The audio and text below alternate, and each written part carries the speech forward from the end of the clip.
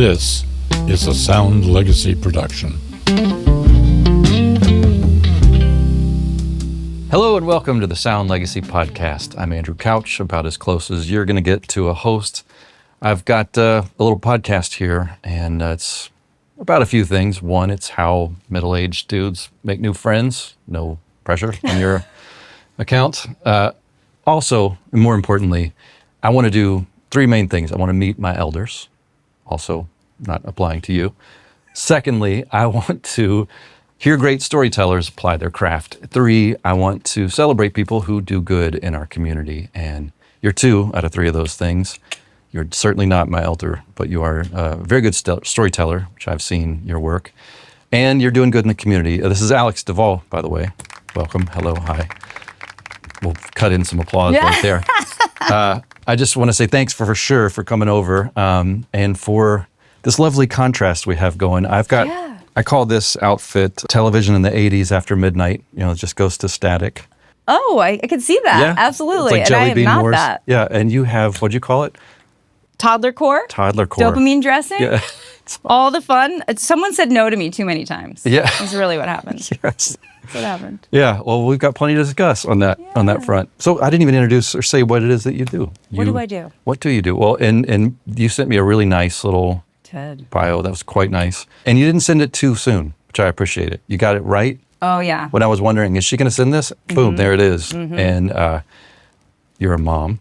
I don't know if that's what you want to be in your job title. At least 3 children. Whether I want to be or not. A literal bunch of children. Correct. Yeah. You are a wife of a pilot. Yep. Which is kind of cool. It's very cool. You're an East Coaster. It's true. Not enough of those out here. No. My cameraman also, an East Coaster. And you were a school teacher. I was. Super cool. Yeah, I was. But now you are the local hype girl. Which, yeah. It's new and fun. Yeah. Yeah, I'm having a lot of fun doing it. Explain that. I feel like I kind of know, but I also feel like I kind of don't. So tell me what's I kind of don't too. Okay, good. I'm Perfect. trying to figure it out still, which is really refreshing. So do you want my origin story, Fast and Furious? Hell yeah. And you Let's just do it. interrupt me. So I don't know if you know this, but we're twins. We're silver. You're a silver fox, but I'm what they call a silver sister. I don't know if you can see. I have been going gray, had gray hair since 17. Really? So genetics, I was very young, both my parents, very young. Okay. And I spent a long time covering it up. And I say this because the local hype girl was born from an Instagram account that I had. So during COVID, a lot of women weren't dyeing their hair anymore because they couldn't get to the salon. And I had already stopped dyeing my hair in like 2019, fully embraced it. Nice. And I was like, oh, I'll make an Instagram account. And it blew up. I think mostly because of my age. I was only 33 at the time, and that was on the younger end. So this happens. I'm loving social media. I'm like, this is fun, great, happy community. And I'm finally showing something off that I've been hiding for a very long time. And then social media got weird. Did it? It got weird. There's some weird dudes on there, some Yeah. weird stuff happening on there. And I was like, okay, I'm out. So I jumped out of that. But most recently, all my kids are going to school. Praise be. I am sending all 3 to one elementary school, one drop-off at the end of August. And I was like, what am I going to do with all my time? So, I was like, how am I going to be involved in my community? I am a say-yeser. I say yes to too much. I am the PTA this and the room mom this and the sure I'll do this and the absolutely I'll do this. But it turns out if I don't have a commitment, and sometimes even if I do have a commitment to do the thing, I will try to back out of it. Fair enough. Alex on a Monday says yes. Alex on day of event is like, ooh, maybe not. I think no. So this was one way to get me to commit to being out in my community and something that I was told I was good at. Yeah. And what's that thing? That thing is, I think, just lifting other people up. Yes. I was on a girls' trip, and one of my friends was like, you are the best hype girl. Like, you're going to tell the honest truth, but you're going to help lift us up and help us feel better about whatever it is we're doing, right? And I was like, ooh, I would love to do that for the people in my community. So it's happened fast. Things always seem to happen faster than you want them to. I thought this was going to be a slow burn. I wish that were always the case. It's a sparkler. Yeah. For me, it's a sparkler. Yeah. And my husband warned me. Really? Yeah, he was like, oh, you better watch out. It's going to be fast. And it is. And I've met so many amazing people. And right now I'm just trying to figure out what the actual deal is. Like, what am I really doing? Yes, I'm hyping people up. Right. But then what? But what does that look like? Yeah. Well, what I noticed about you, I didn't initially connect with the gray hair thing. Because I wonder, like, I've got male pattern baldness. That's more of a thing. Wouldn't have known. But there we go. Sweet Good of you angle, to say. tall guy. That's why my head is back here. No, it's I don't know if like turning prematurely gray for a woman is similar to just going bald for a guy. I mean, I would say, so the world out there is strange. Like, I have made many female friends who are in this community, young, old, middle-aged, and it's such a beautiful concept to just like love who you are. And if you want to dye your hair, but don't dye your hair because society is making you feel like you have to. But you get on there and you get in those comments and it can be pretty nasty. Like, oh, that aged you 10 years, or like, if my wife ever did that, what? Like, it's wild out there because people are behind a screen, right? Which is one of the things that I'm really trying to avoid with being a social media presence. Like the in real life is really key for me. Yes, I want to post about it. Yes, I want to, talk about these things in the tiny squares, but the goal is to get people out of the tiny squares and to the places. Yeah. And well, as a mom, do you talk to your kids about being online, like what it's like to behave online? So I'm right now in the lucky age where social media, my oldest is a boy. Okay. He's 9. He could give 2 cares about social media. He plays Zelda on the Switch. That's where we are here. Okay. We are living in Zelda land. And the middle guy, bless his heart, just likes to watch. I don't know. It's a weird voyeuristic like Zelda situation. So he watches the older one play video games. Cool. My friends who have daughters, they are already having those conversations about social media, about Instagram, about all these things. There are great programs out there right now where parents agree not to give their kids smartphones until a certain age and have these conversations. But it's definitely things that we'll need to talk about at some point. I mean, I have no children, so I have, I'm the perfect person to talk about what should happen with other people's kids. Absolutely. You've got all the Let's talk about women's reproductive health and how to handle children. Yeah. Yep. So, like, we've got this new tool in our lives, these phones, right? No manual. No one's ever read a manual for the phone. But, like, I remember as a kid, like, there were driver's ed courses. There were all kinds of courses to deal with the things that were part of modern life. I just feel like it'd be a good idea. Like, hey, look, here's some how to not be a dick on your phone 101. When you say something mean online, it says more about you than it does about the person you're trying to insult. Start there, like have that, and then like a class on empathy. Like, here's what it's like to use your imagination to wonder what it's like to be somebody else. Yeah. Maybe you wouldn't say those dickish things if you were, If you were in person, you wouldn't. Like, I know many people who will say things online and not deliver them in person. Right. That paired with the empathy piece is like, that's a whole, I've been having a lot of thoughts about empathy. But a class on a lot of things. Like a class on marriage. My husband and I often look at each other and we're like, in college, why are they not teaching us like marriage 101, relationship 101? Right, yeah. Forget like how to do your taxes. Like, there's so many things that we're expecting people to know and not, teaching them, not giving them the opportunity to learn. It's not reading, it's not math, it's not science. It's just how to function as a person on the planet. But you could teach a course on, this is when I get all my weird content, curriculum creating like teacher vibes, right? You could write an entire curriculum on social media technology for kids where they were practicing reading, practicing math, practicing. Yeah, you could do it. Stuff. Totally. And that works because you're hitting all those pieces, and then hopefully they're getting, the big takeaway there, right? I don't know. It's going to be interesting watching the kids grow into these things. Now, as like sort of a childless dog lady, I don't have that connection to little kids. I'm always surprised when I meet a young person, like a child or a kid, and how different they are than the kids used to be. I mean, never mind what I used to be like. That's like a trope. Everybody's like, well, when I was a kid, whatever. When I was a kid, there were idiots then, there's idiots now. It's different kinds. Fine. Yeah, different it's fine. Of idiots. I don't know. I worry for kids, I guess. And at the same time, like, I meet kids who could not give, like I said, 2 cares. They know. just don't care. Yeah. Like, that's I kind of think- cool. Yeah. I remember hearing something about like, oh, we need to get 80s kids again, 90s kids again. Like, go outside and play, kids. Don't come home till it's dark, kids. I have a kid who's, other than that switch, man, that's his Everest of like things we have to talk about. But he has ADHD. So that's already a complicated relationship with like things that give us the dopamine hits. But he is like, he's a play outside, like wrestling kid. And I think you can't just have that. You have to demonstrate that, and you have to show them that. Like kids aren't born being like, I just want to play outside to whatever. Whatever you put in front of them and teach them is kind of where you're starting. So if you want that, you got to take the phones away, throw them on bikes, and give them some freedom and some. Do we need to have 80s and 90s parents again? Like, Oh, I don't know about that. Right. There's a lot of trash parenting going on in the 80s and the 90s. like it's okay to just drink rum and like, your Want a kid. sip of my beer? Here. check Sure, it have a out. sip of my beer. Yeah, that's a great way to stop smoking cigars. Have one. So we don't have to talk about parenting. Yes. I know so very little about it, but you're quite good at using social media.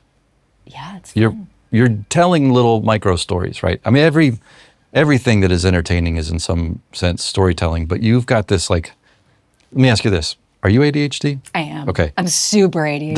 There's possibly a level of that in this room right now that is maybe never before seen. Whoa. Between the three of us. I'm undiagnosed, but I'm pretty sure like Okay. I got all Yeah. the traits.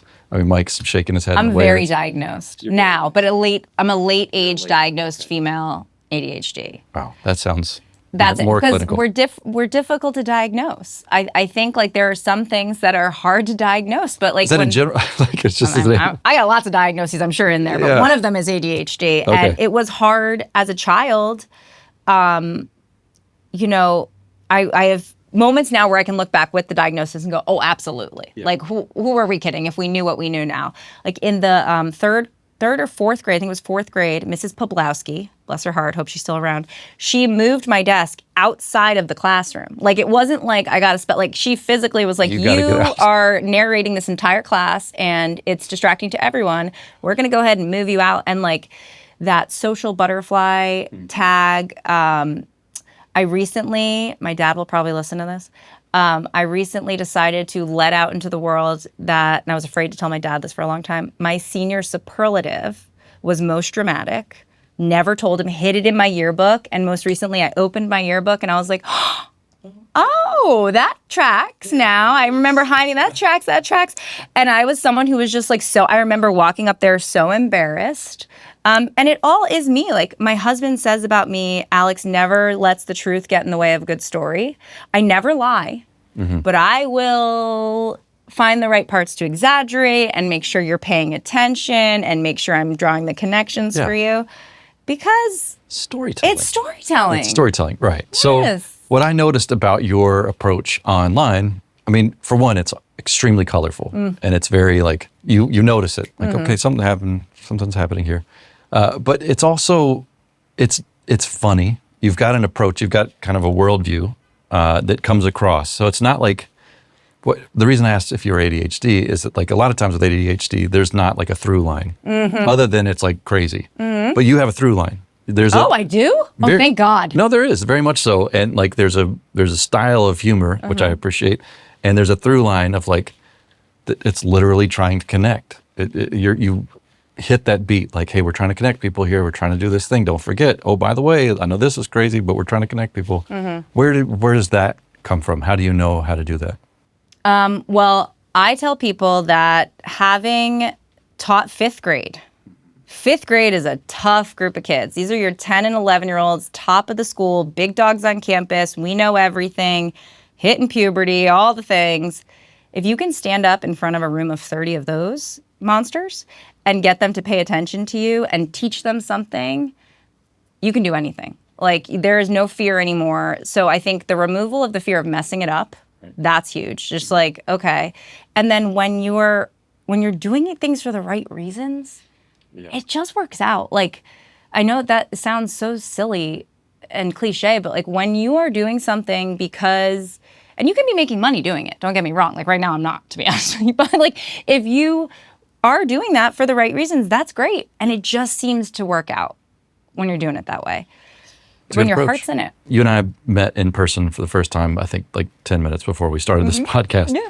And the person that I met online, and it's funny because you were mentioning that like your job is to act as a friend, introducing one friend to another. And I feel that like the friend who introduced us was this algorithm. I've got this algorithm who was like, oh, by the way, you should meet this person. Yeah. And that was interesting to me. It's like anytime the algorithm suggests somebody that I should be. You call him Al. Al. Oh, Al. Al. When Al introduces you, yeah. It's interesting to me, and it's a lot of times it's like, okay, I'm not genuinely interested in this, but I don't know. I empathize with what you're trying to do because, I mean, owning a small business is tough, and trying to in any way reach the people that you feel like because you're doing the thing for the right reason. Like I very much care about what I'm doing, and Mike does too. It's a passion project, but explaining that to somebody is hard, right? To try to make a sale, like, hey, I've got this thing that I think you would like, and here's why. Your whole thing is like, hey, I heard about this from a friend, and I checked it out, and it's great, and here's why you should. I really appreciate that. So the person that I thought I was going to meet through Al showed up, and you're that person. Thank you. But you also, the thing that, other thing that struck me when Al introduced us was that, I think I've mentioned this to you on the phone, you have that like, I survived a thing energy. And I hope you know that I mean that as like the highest of compliments, but you have like an intense energy about you that's like, I'm going to do exactly what I want because I have been through a thing that I've seen. I wish it was one thing. Well, I mean, but through some of the most vibrant people I've met are ones who know how bad it can be. Oh yeah, for sure. Yeah. Is that anything you feel like talking about? There's a gratitude piece, and I think for me, growing up was hard. Like there was a lot of, and I think a lot of people can relate to all of this, right? So. My parents were divorced when I don't remember them together, which is probably a great thing, to be honest. They're both lovely people. My mom was super young when she had me, like 21 years old. And I was with my mom for a while, and then I went over to live with my dad for a while. So I was kind of, ping-ponged around, all for the best reasons. It's easy now as a parent to be able to look back and go, everyone was doing their best. Right. But just because everyone was doing their best, it doesn't mean it was great for me, right? And that's a hard thing to swallow because I love so deeply, and I would never want anyone to be hurt by a feeling I have, right? But it also is my job as a parent, as a teacher, as a human to share things that will help other people. That's how I feel. Yeah. And so I think just like growing up with not really knowing where I was going to be, there's a joke. I grew up on the East Coast, but in the Northeast, and there's the 95, which you could take all the way to Florida. And the exits on the 95, there was a joke that I lived off almost every single one. Yeah. Like I was like, exit 2, lived in Byram. Exit 3, lived in Greenwich, Coscob, Riverside. Like I went to 6 different elementary schools. No way. Yeah. And there was one. This kind of gives us an idea of someone who always thinks the shoe's going to drop, right? Mm-hmm. There was a time where I was living with my mom, and my dad lived in a different town. This happens a lot locally, I think, too. My dad lived in Greenwich. Okay. My mom was not living in as nice of a town with as good of schools. And so we registered for school in Greenwich. And we're not supposed to do that because I didn't live with my dad. I only spent the weekends with him. And I get dropped off for the first day of 3rd grade, and I was told, do not tell anyone you live in X town. I was like, okay. So then new kid, I get up in front of the classroom. Very first thing I do is like, oh yeah, I actually live in Norwalk with my mom. And like, I'm 8 years old. I don't know, right? I never went back to that school. I was like devastated that I didn't get my pencil case. They called. They were like, this chick don't live in this town. So she was gone. She was out. And again, all for the best reasons. Everyone's trying to get me the best education. Yeah. Like, I get it. But wow, that one stuck, right? And so being the new girl a lot and, just not a lot of freedom to express stuff, right? And I think, again, common. I don't think we talked about this. No one ever guesses this about me. This is always like hard to clock. I was a Division I athlete. That doesn't seem so... Oh, okay. Well, my friends always think it's really funny. They're like, you? So I was a swimmer my whole life, and it was my full-time job. Like from the age of 8, there was no other sports. It was every week. And I got pretty darn good at it and got recruited to college. And then I spent the next 4 years being a little bee to my swim coaches and trying to quit like twice a year. Really? What was it? Why? I had been so, some people say sheltered, some people say protected. I had been so tightly kept in that I was like, I just want to experience, like I didn't want to do anything crazy. I just want to experience stuff. And there were so many guardrails being a college athlete, like 5-day a week, 6-day a week practices, and then 3 morning practices, and you couldn't stay out late, and you had dry season, and you had all the worst one, you couldn't shave your legs for 4 months of the year. Really? Because you were letting the hair grow on your legs until that last swim meet. And I was like, this, Wait, am I what gonna is get a that? boyfriend? Is that like a? It's a taper thing. It like makes you feel different in the water. It's the whole, you can go down that rabbit hole another time. But Okay. like all these guardrails, right? And I just wanted to be free and do my own thing. Yeah. As an adult now, thank goodness I had those guardrails. Sure. Yeah. Honestly, like, thank goodness. But I was not grateful for it then. And it was just a lot of me growing up, trying to find myself and consistently being told no. And that can like wear you down after a long time. What was the turn? Oh, the big turn was, so my husband and I have known each other since high school. Okay. We've known each other for 21 years. We met when I was a freshman in a theater class. And then he, went off to college, did whatever. And we re-met in my hometown. I didn't travel far after college. I started teaching in my hometown, living in my hometown. We met, and within the year, I had quit my job. I moved to California, gave up everything, and I was like, peace. And that, like, for my relationship with my family was really jarring. Like, people were like, what are you doing? I just want to keep you safe. You're making crazy choices. But that was it. Physically distancing myself was like, eye-opening, world-opening. Yeah. And you came to Marin right away? We were in Berkeley, which was great. And then I started teaching in Marin, and so we moved over to Marin. But here's the part of it, though. When you are raised with so many restrictions and so many rules, when that is gone, you're like, oh crap, I need to make all the restrictions and all the rules because now I feel floaty because I could do whatever I want. And ADHD and indecisiveness and all of that stuff, that hits you like a wrecking ball. Are you impulsive? Yes and no. Yeah? Yeah. Not impulsive in the way, impulsive in like the arts. Mm-hmm. I wouldn't go out and buy a brand new car. I wouldn't go out and buy, like I'm not an overspender, but I'm impulsive in saying yes to things, offering my help, making a big mess, literal mess with art stuff. But I'm not, there's a lot of traits I don't have in there. But when the wheels came off and then I had to start parenting myself without any experience in being parented in what I would say is healthy, that was cuckoo crazy. Did you always want to have kids? Yes. There was a really funny moment. I have 3 brothers. None of which, I'm an only child with 3 brothers. Okay. 2 of my brothers are twins from my mom's second marriage. Okay. And they're 7 years younger. And then my brother, Ethan, is my half-adopted brother. I don't know how we figure this out. My dad and my stepmom adopted him from South Korea when I was 15. So we have a really sweet but not sibling-like relationship. I don't really feel like I have siblings. I'm like an auntie, really older sister, second mom kind of thing. I always wanted to have kids. I loved kids. And I had a really funny interaction in a Chipotle in El Cerrito with my husband before we got married. We were sitting there and I said, when we have kids, I'm not going to work. And he said, I think you're crazy. You are absolutely going to work. When did we have this conversation? When did we agree on this? When did that's crazy. And I was like, okay, we'll see. And weekly, that man is like, I am so grateful that you're not working. Really? While we have these young children.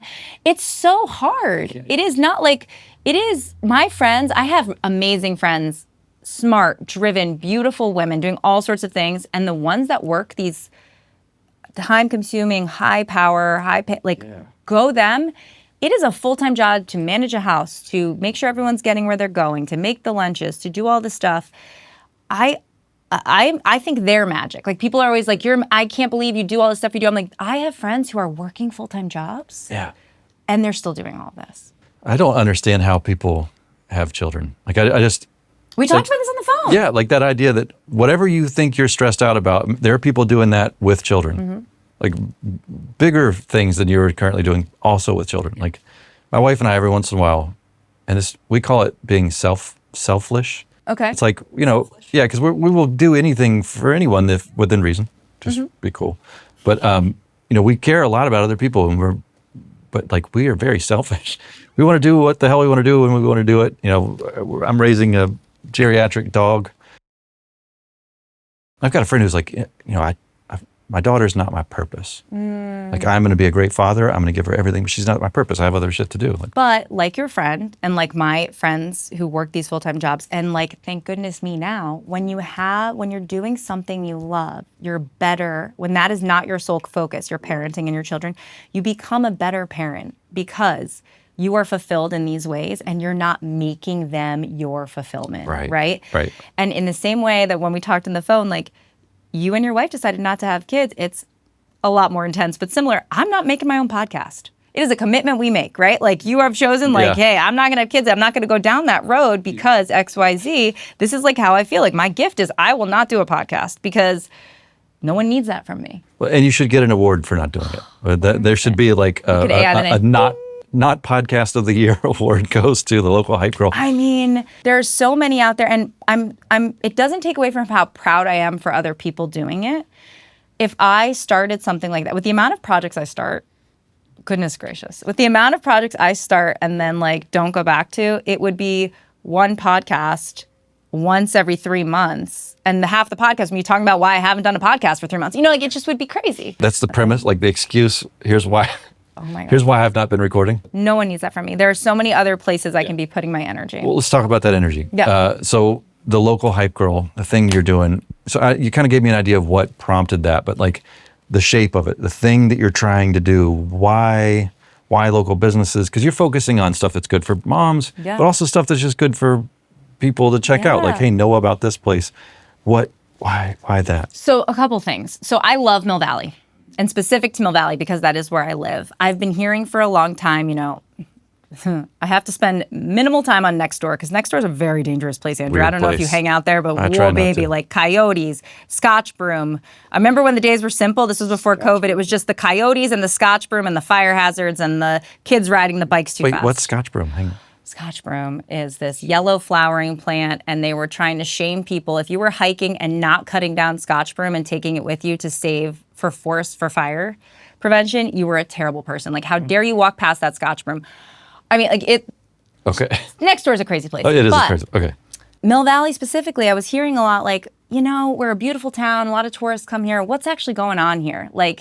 And then I would hear people say, compliments to Petaluma. I have friends who go up to Petaluma on a weekend day because it's more fun to walk around and enjoy the shops. And so part of it, and part of what I'm working towards right now, is how to bring more moments and more life to specific towns who need it. Looking at these other Marin towns and seeing how we can light up our own to make it more enjoyable for all sorts of people. You hear on Nextdoor, if we get one more hair salon, if we get one more, there's just, I love our town, and I think it has so much potential. And I think if people came together, that's not new. There's something new there. Right. When people come together, it's better, right? So if we had more collaboration and more events working together and more people getting out there. So that's one part. I love that. The other thing I'm really loving that lights me up so much is when I get messages, or I can see on Instagram, that local businesses are getting on the thing and talking to the camera because it's getting more comfortable for them. So a lot of what I'm doing on there is just being hey, doesn't have to be perfect. You can look at your camera and talk. People want to just see you talking and know you're a real human and see what's going on.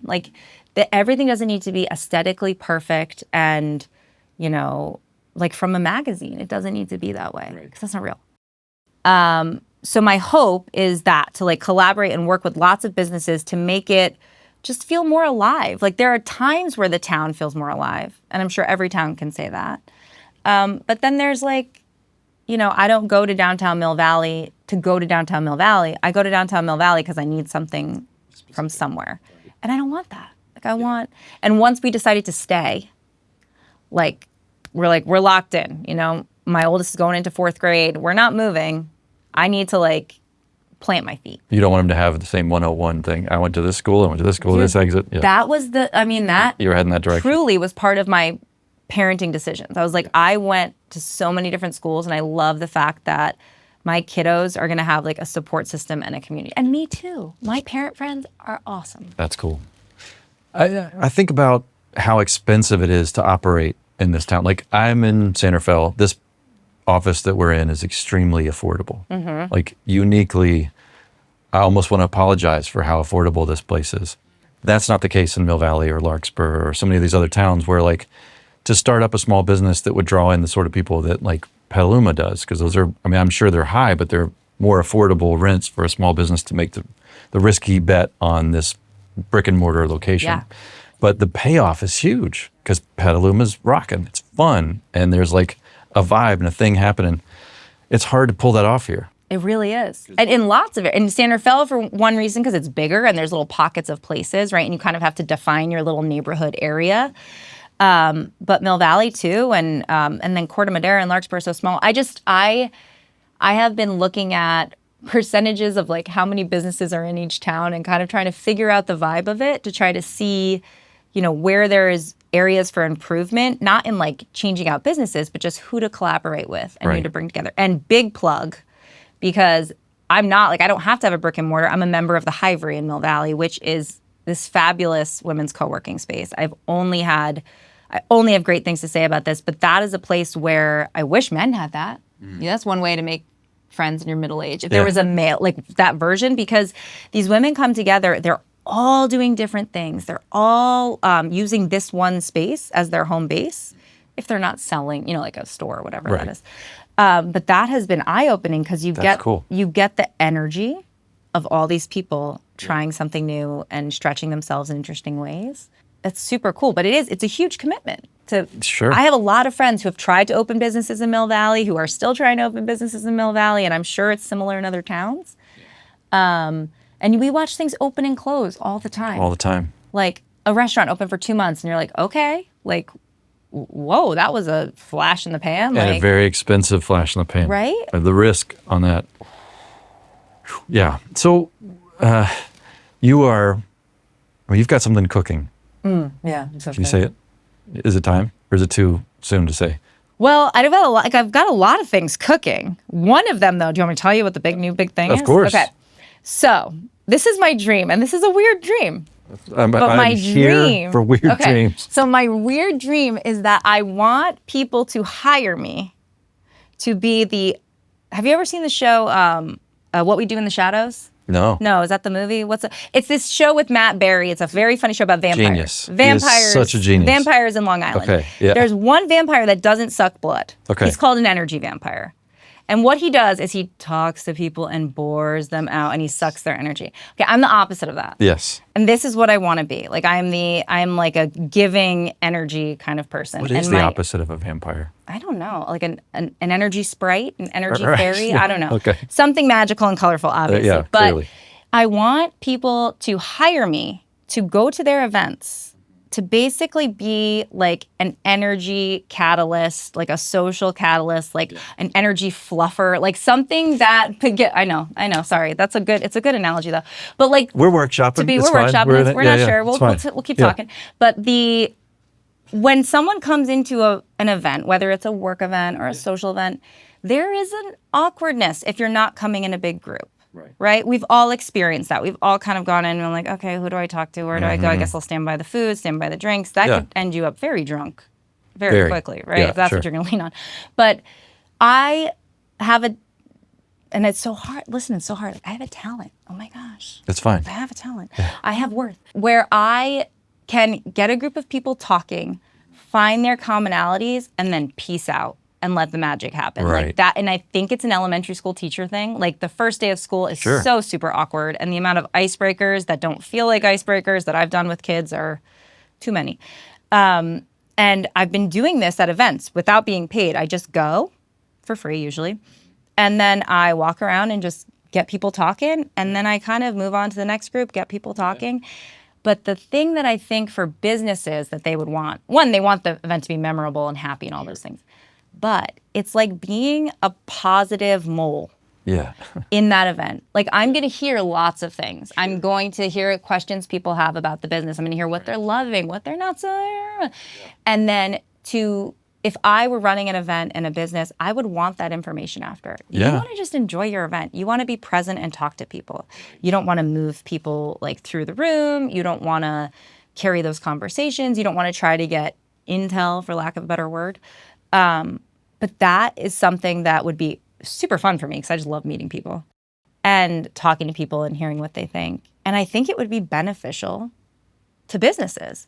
So that's my new fun thing. And then, of course, like I can film. I can do social media because if someone's talking to you and you're enjoying the conversation, it's so much easier for them to be like, can I take your picture? Can I take a little, like, it's not like, smile, like you're... We're doing this first and then we'll be real people after. Yeah, just make it look, it's more natural. Yeah. And so that's like the dream. Okay. That's the dream. It's not that weird of a dream. I was expecting, I mean, the energy fluffer was a little weird. I'll give you that. Okay. But Word choice. it was fine. So part brand ambassador. Yeah. Part live storytelling event, part exit poll, part feedback forum, but all done live in real life. Not in a weird way. Like no one needs to know that I mean, at some point, people start to figure out, but it doesn't have to be like, hi, I'm Alex, your energy lady. Like that's not what it needs to be. No. It doesn't need to be a cruise ship, like pom-pom situation, but it's there. I had a friend, she was an artist. Her name was Susan O'Malley. And she and her friend, Christina, did this art project. It was like a performance art thing where they were the pep squad. And Susan's no longer with us. She was a really cool lady. But she would, like, they had these jackets that said Pep Squad, and they would just go like, hey, do you need some cheering up? And they would like walk with people and like, what's going on with you? And they would just make up a cheer and like kind of cheer these people on. And it was such like it was deeply sweet and very like real. It came from a real loving place.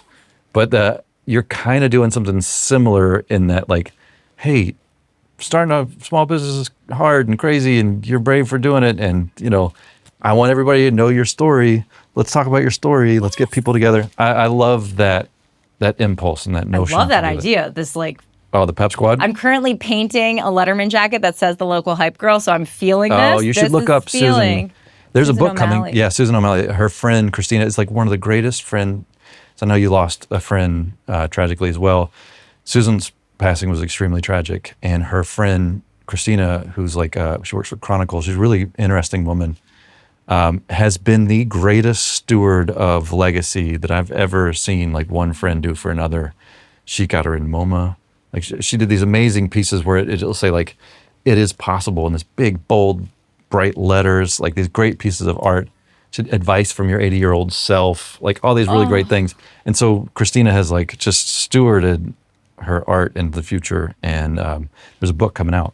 Really, really soon. Oh, that'd be great to read. Yeah, it's really inspiring. So for your like, yeah, I'm going to be reading. I just got the book of your friend. Oh, I'm so happy. Thanks, Cancer. Yeah, thank you, Cancer. Thank you, Cancer. It's Raffi was my friend's name, and she was just one of the most spectacular people. And I think that's when we talked on the phone. Like immediately when I heard about like what you did, I thought immediately about her, and just there is this energy with people that obviously the best way to feel it is in real life. And people who don't know her or haven't won't. But how lucky we are to have all this video footage of her. Yeah, and I think I told you sometimes I go to her husband's Instagram and just watch videos of her laughing like the kind of person you would just pee your pants laughing with, like full on, you can't breathe, like stop, I can't breathe, but in the best way. And that's why I think what you're doing is so cool, because you are, I think, from the get, you think, okay, we want older people. Let them tell their stories. Like there's this, like, you only have so much time. But there's also this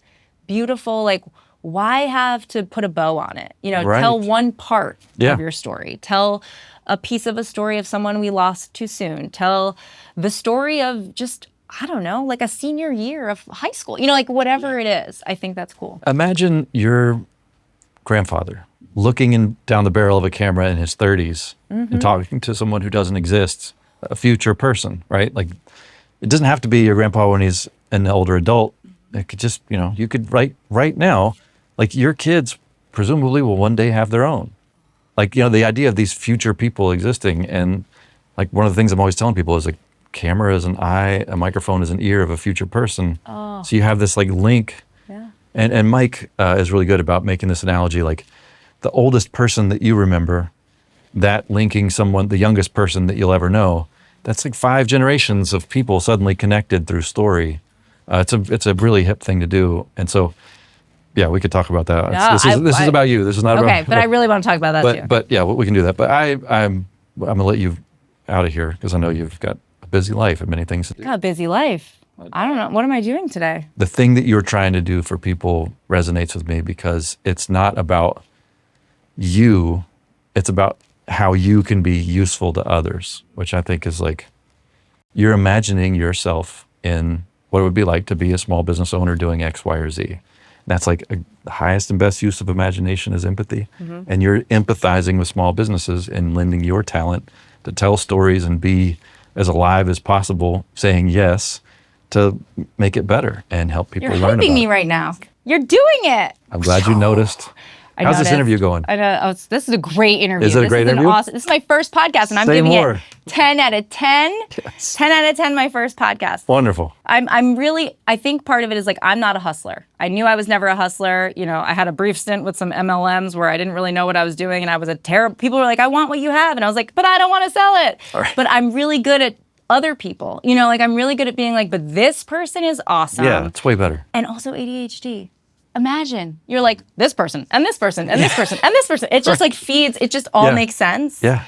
And it is so cool. I'm so grateful that I have the opportunity to be able to do it. It is not lost on me that there are people that need to like hustle for the paycheck and get the things. And I'm grateful that I get to experiment with this. And also I'm mindful that I can't be spending a lot of money on it because I'm experimenting with this, right? But how cool. And like, it's given me this opportunity to meet you and do this. And so fun. We'll do more. Yeah. And thank you so much for coming around.